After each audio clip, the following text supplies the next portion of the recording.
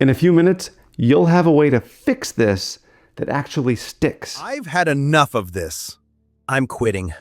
This sensei doesn't care. And even if he did, he doesn't even know how to teach. I mean, he doesn't think we can tell, but he's obviously just making it up as he goes along. I used to be obsessed with giving the right fix. I thought I was helping. Turns out I was really just making myself feel useful. That's not it. Do you remember that we already worked on this? Get your hips down. No. Turn your knee. Turn it more than that. Keep your hands up. Your elbows are flaring too wide. Does this even help him? I don't even know. Sensei, am I doing this right? He's never going to fix this. They never do. But that's what keeps us in business. If they could fix their own problems, they wouldn't need us. I swear I practice this at home. I don't know why I keep messing it up. And in front of everybody, too. I mean, I'm trying. But I fix something for him, and he walks in a few days later and he's back to square one. Well, let's hope that never changes. If he needs you that much, it sounds to me like you've got a student for life. Besides, do you know the real reason you keep correcting him? It's because it feels good to be the expert. You've trained with that student. The one who means well, tries hard, but just isn't getting it. Trained with? I've been that student. In a few minutes, you'll have a way to fix this that actually sticks and fits your values. And we've all tried to help by saying the same things. Because they're the right answers, and because you want to train with people who are good at martial arts. And let's face it, you want to be around winners and not whiners. But here's the problem. Even though those really are the right goals, those are the wrong fixes. That's why the same problems keep happening. By the end of this story, you're going to be fluent in expert skill-teaching language patterns, and you'll be sabotaging your students for their own good. But the main problem isn't the learning part. Doing things the way we've always done it is super tempting. And some instructors have bet their whole personalities on it. And those are the gatekeepers. And they will try to slow you down so you don't challenge their confidence. So here's the real question. Are you willing to risk looking a little silly today so your students can be confident tomorrow? Brave enough to lead by example and challenge your own thinking. This happens all the time. And what do you do to fix it? Just push it in the right spot and tell them again to do it the right way. Does that usually work? Not really, not for long. But that's why they come to class, so I can teach them and fix their mistakes. Do you ever give or get the same correction over and over again? Is it because you didn't want to be better at whatever that was? Well, of course not. I went to my sensei, and he told me my mistakes, and I fixed them. And eventually, over time, I got better. And you kept showing up to class, right? That sounds perfect to me. It works. Corrections are the whole point. Besides, that's how it's always been done. There's a red flag. If you ever find yourself saying something is good because that's how it was always done, you've given up on Hatsumi-sensei's vision. But what if I try something new and my students see that I'm bad at it? What if other instructors are popular specifically because they're doing what their students expect? Giving them what they want isn't so bad, is it? Trying something new feels risky. You might look awkward, you might feel unqualified, and your students and your peers might raise an eyebrow. All of that is normal. And if you're not risking looking dumb sometimes, you're not learning anything either. Showing your peers and students that you're working on improvements, that's leading by example. Hey, Sensei, can you fix my problem again? Okay, I can't just sit back and watch these problems. My dojo isn't going to grow by me being average.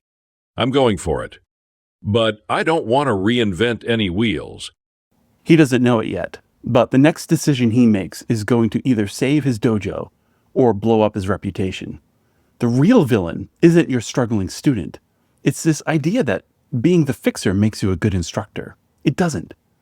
It just makes you busy and stressed. You're in luck.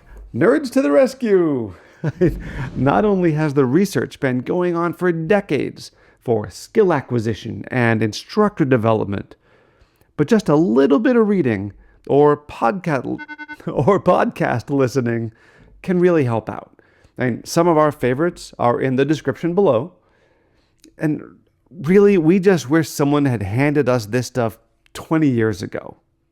And we're obviously biased, but we think spending some quality time here on YouTube is going to be a big part of becoming a better instructor.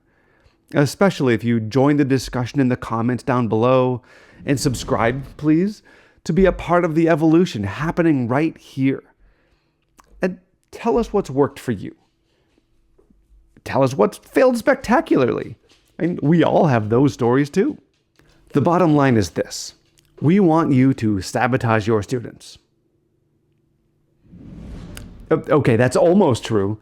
It's going to feel like that's our advice until you see how this works. We've all experienced it. Teachers try to bring you over to their way of doing things by what we describe as a pulling style of teaching, tugging students towards the right movement. Think about it. Martial arts students don't sign up to become obedient. They sign up to become confident and capable. Dogs wait for commands.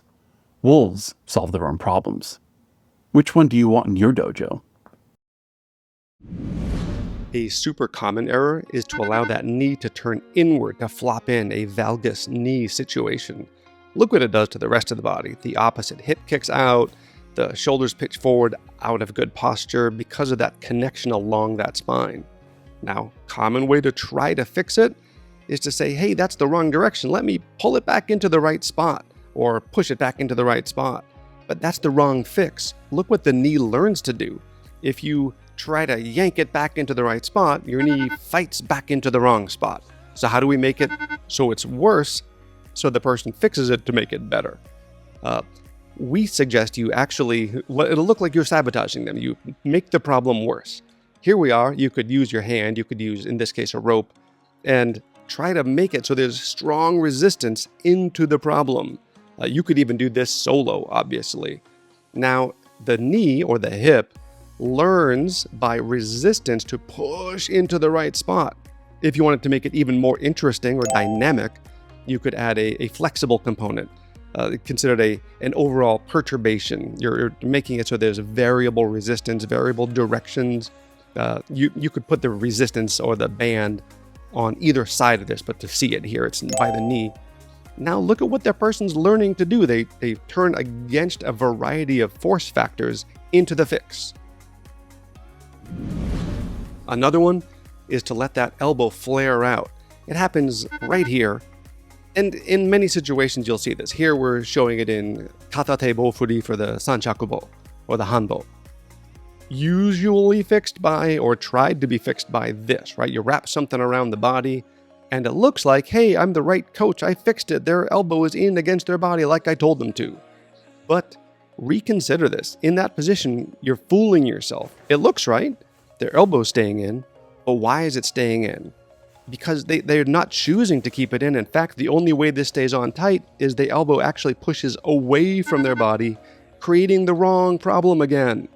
So how do we fix this? What do we incentivize the right thing? Try a small object. Here I'm using a golf ball.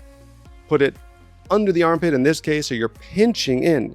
The only way this task constraint gets satisfied is the person self-organizes around pinching their elbow in toward their body. That's the fix we wanted. So we try to make the problem worse. They pinch inward to fix it, all by themselves.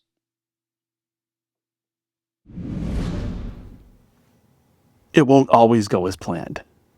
Reach out and try to touch the wall in front of you. Well, it's a start. Looking good. Pull that band. Nice low hips over there. Hey, Sensei! Where do you want to point those toes? Yes, that's it. Sensei, I have another question. Squeeze that golf ball. Yeah, that's better. This new system is amazing. My students are getting better. The dojo is busy, and I'm feeling great. Well, it looks like your sensei thinks you don't need his advice. Oh, I don't know. I mean, is that really so bad? If you need someone to help you do things right again, you know where you can find me. Honestly, this isn't better. Shamefully, I traded one kind of dependence for another. I can't keep going like this. They don't expect me to fix every little thing now. But they do expect me to challenge every little problem in some creative way. I don't have the same connection I had with my students who do care about this stuff. And if they leave, I'm afraid they'll take the new students with them. What if pushing my students into mistakes was really just a mistake for me, too? Here's the part I wish someone had shown me 20 years ago. Having a better fix is still just being a better gatekeeper, keeping them waiting on you to release some kind of secret powerful wisdom. You're still just leading a group of dogs on leashes. You want the respect of your students?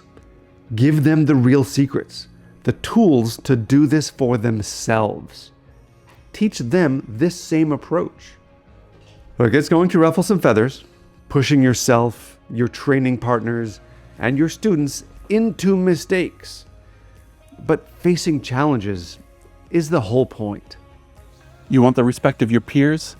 Watch what happens when they see your dojo full of confident and bold martial artists, showing up every day and living the kind of life martial arts is supposed to bring. This is the method we use for reliably reproducing historically relevant skills. It's not going to make it immediately useful for application in things like kata or the fundamental fighting techniques. That requires a game-style method that takes this model you just learned and brings it up a notch. Fortunately, we have a whole series of videos we're developing for that purpose. We suggest you start with this one to make the most of your limited time with your training partners and students. This one focuses on omotegyaku, but you'll be able to apply the principles to all sorts of skills. Here's hoping we get to see you on the mats.